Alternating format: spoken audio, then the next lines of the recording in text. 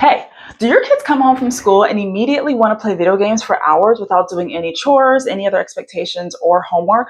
Well, maybe you don't know this, but kids do crave structure. And when you need to add structure into their after school routine, you will start to see a complete difference. My name is Cynthia, and I help high achievers create action plans in order to win in household management and feel less overwhelmed. Come take a walk with me. In today's video, we're going to go over 7 systems that I'm using with my kids actively so that we can have a better after school routine for the beginning of the school year in the fall. Let's go.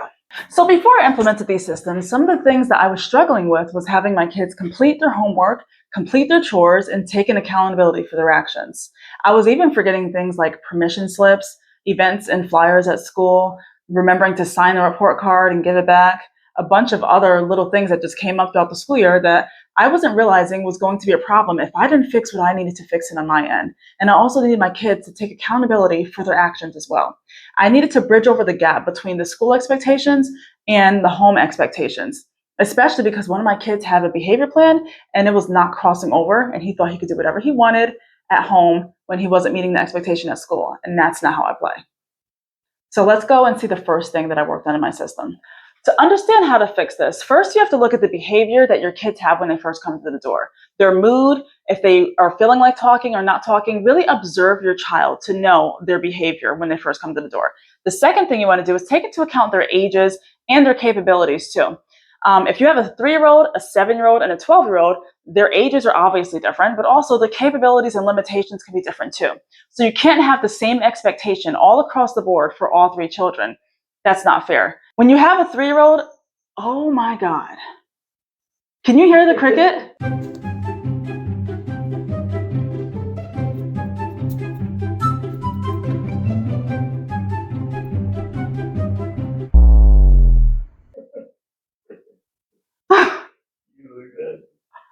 When you have a 3-year-old, a 5-year-old, and like a 12-year-old, for example, they each have different limitations and capabilities. And I think that's best, always, this is what I do. I challenge the child slightly out of their comfort zone to do something that can make them a slightly better version of themselves than they were the year before, or a few months before, or even a few weeks before, even the day before, a better version than they were the last time, right? What I like to do is have this methodology of thinking that if a child feels as though they matter in the home, if they feel as though there's a purpose, they have a reason, their role is actually significant, they're more likely to be less resistant towards the change that you're trying to make in your home. Versus if they feel as though they don't matter as much, or they might have a mindset of thinking, you are the adult, you are the parent, you do everything. Why do I have to do anything? I just want to play video games for 6 hours and not do anything else. And that is not what you're trying to go for. I understand that everyone has to do things that they want to do versus things they need to do, especially children. However, the methodology in my home and how we live and how we operate, we decide that these kids are going to have to do what's expected of them and going to have to do a little bit more to be held accountable for their actions, because they're going to make better adults that way than if I just let them do anything they want to do.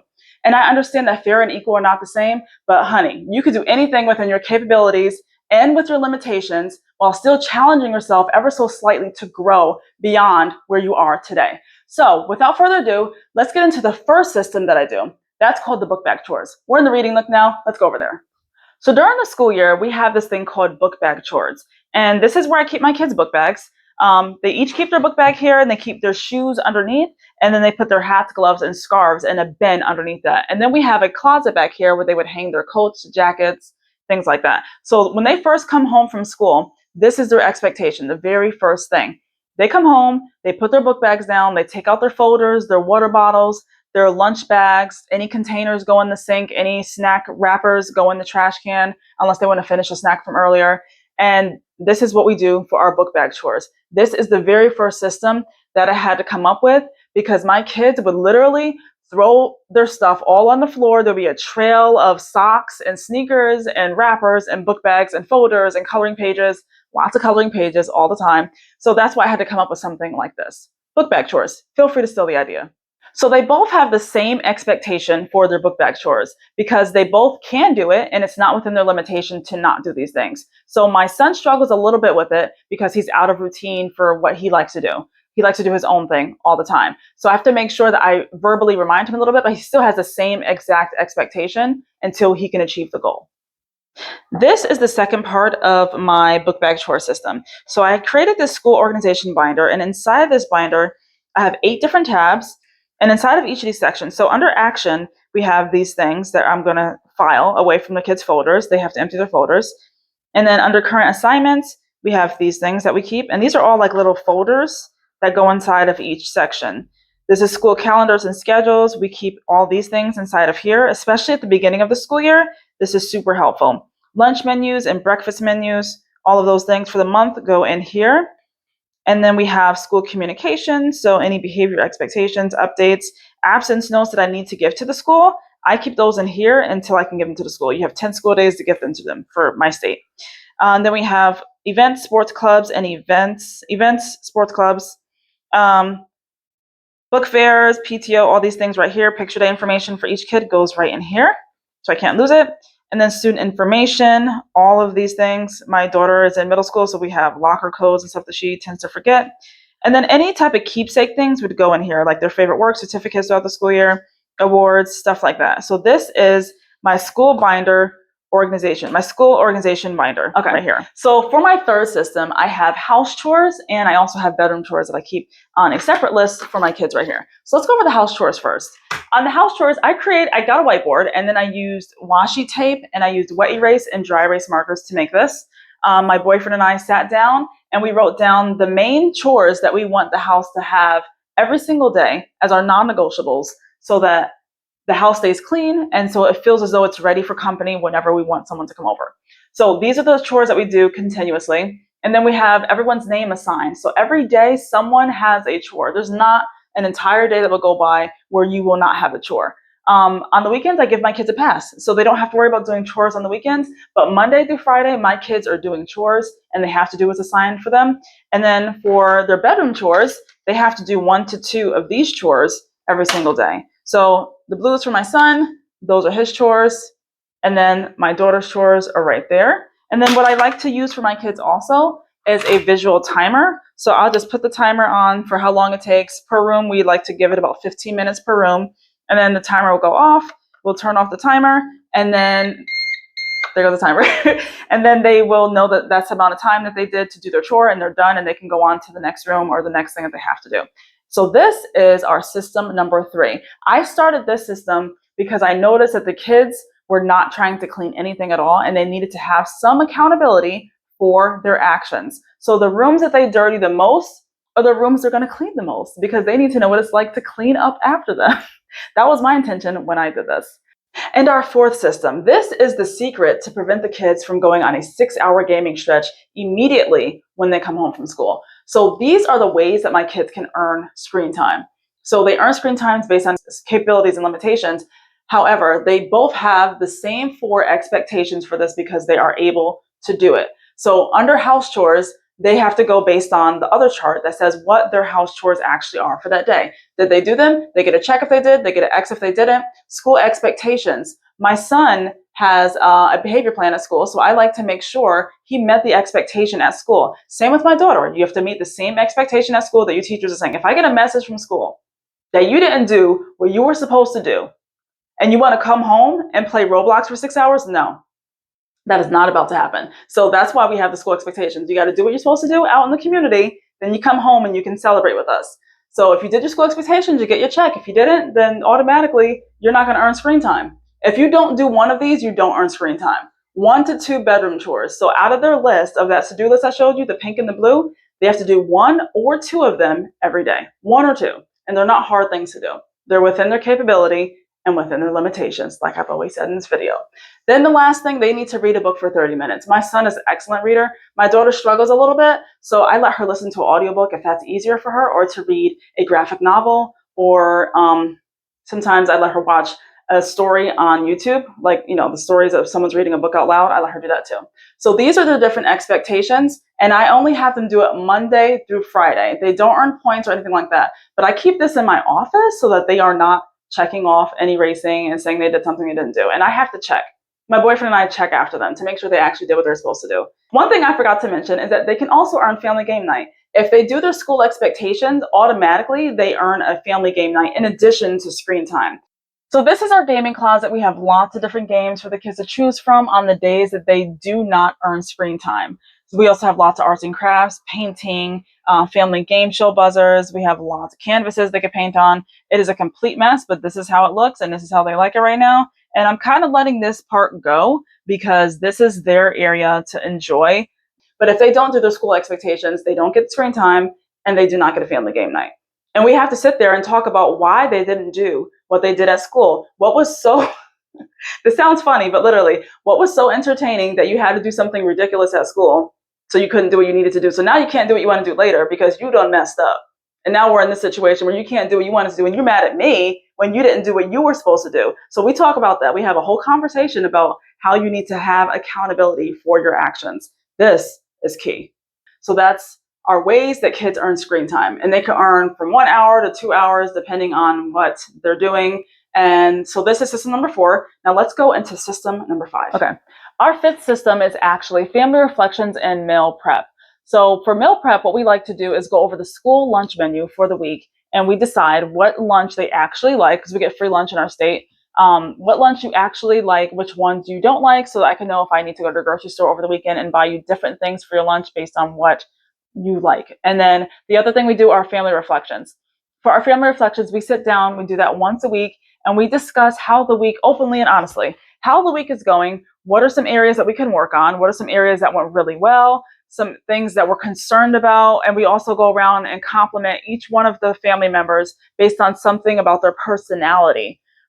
Because I think it's important for kids to understand that they can be liked for their personality and not just things they can give you, things they can get from you, or things that they like to just do with you instead, but for who they are. It's good for them to know that they can be loved and liked for who they are. And that's why we added that part to our family reflections. So I usually type up an agenda for this and we go over it so that I don't forget anything. I keep it electronically on my iPad. And then another thing that we like to do is read aloud something from a book that I have. So these 2 books I have, one is about emotions for kids and understanding emotions. And we just do that. We do a little quiz at the end and they really like to engage with that. And then another thing that we like to do is 101 things that kids need to know. And we read a passage from that book and we discuss it. And we're like, well, do you think this was helpful? Do you think it wasn't helpful? And we like to have a great family discussion during our family reflections. So that was our 5th system. Now let's go to our 6th system. So our 6th system is actually our job board for the kids. So I created this system. Actually, my boyfriend created the system because the kids are always asking for money and they always want something from Five Below specifically, or one of those other stores where you just go to Dollar Tree, something where you just have to get a quick dopamine hit, right? And they just want something fast. So we created active job listings for the kids, and then there's rules for the job boards too. So the rules that they have to complete the job by Friday at 6 p.m. when they're working on a job. My daughter recently completed one right here. She has that in here. But work in progress if you're working on the job. And it has to be done by Friday, 6 p.m. They have to let an adult know that they're actually working on the job so we're aware and we can watch what they're doing to make sure they actually do the job. On the back, there's job details that the child has to do. And this particular thing she did was recycle duty. That was due by Tuesday at 6 p.m. because our trash has to go out the next day. And then her payout for that was $4. Our capacity, so this is what we decided to do to make it easier for us so we're not like giving out money here and there every single day. They have a payout day. We decided payout days was going to be Sunday. And the payouts are going to be at $20. So once you reach $20, you keep your jobs in here. Once you reach $20, and we are going to work on creating more job listings for them because I know there's not a lot, but this is the newest system that we started this summer. Once they get to $20, they can get their money. There's also wild cards here. So if a sibling wanted to pass on a job to another sibling because they did not finish it, that sibling gets an additional $3 bonus for the original person not creating it. So the original person loses money. They lose the $4, plus they lose the $3 bonus. So it's into their best interest to actually finish the job when they first start it. This was created also to keep in mind that we want them to have accountability for their actions. So if you say you're going to do something, you should actually do it. Especially if you get a job in the real world afterwards when you become an adult, you want to make sure that you're doing what you need to do while you're supposed to be doing your job description, and then you get paid after you do the expectation level of it. If you don't do it, they will pay someone else to cover for your shift. So that's what we were thinking when we created this. So this is how the system works for the job boards. Let's get into our very last system, the 7th system. Let's go. The 7th system, which is our last system, this is our journaling cart. And we created this for the days that they do not earn screen time, because there are days like that and they will drive me crazy, but they cannot be annoying to me so that I can cave in to screen time. That's one of our rules. Like, you cannot be annoying so that I cave in to screen time because you didn't do what you were supposed to do. So you want, no, absolutely not. That's not happening. So in our journaling cart, what we have are obviously journals on this side. So everyone in the family has their own journaling bin, and they have like sketchbooks and a bunch of other cool things inside of it. And then they have, my son likes dinosaurs, there's sticker books, all their personal things are inside of there, right? And then we also have, on this side, we have a bunch of smaller bins. We have dot art. My daughter seems to really like doing that one. We have stencils that they can use for their journaling, rulers, washi tape, sticker books too. There's lots of different sticker books in here, how to draw stuff too. I don't know why that's in there. I think that's my son's. And then we have planner stickers if they want to do a planner, budgeting stickers. That's usually for me and Adam to do that stuff. And then their summer work that they have is in here too. So I have them do a couple of little summer worksheets every once in a while so they can stay fresh, so that they don't forget everything. But it's not like there's no real system to that. It's just whenever they have time, they do a worksheet. That's how it is. I'm kind of laid back over the summer. I'm not as strict, but during the school year, all these things will be implemented and it will be amazing. These are the 7 systems that we have in our household. We have been doing for about 2 years now. So keep in mind, when you're building your household systems for your after school program for your kids, make sure that you are taking into account that it's a series of routines over time that happen inside of multiple different systems. And it's not going to be something that's built overnight. It does take time, and it's going to take tweaking and daily looking at and reflection to figure out how it's best going to be implemented for your household. My name is Cynthia, and I hope you really enjoyed this video. I also have a free download for you called the CEO Vision Map that you can download in the description box or in the comment below that's pinned. I'll see you guys in the next video.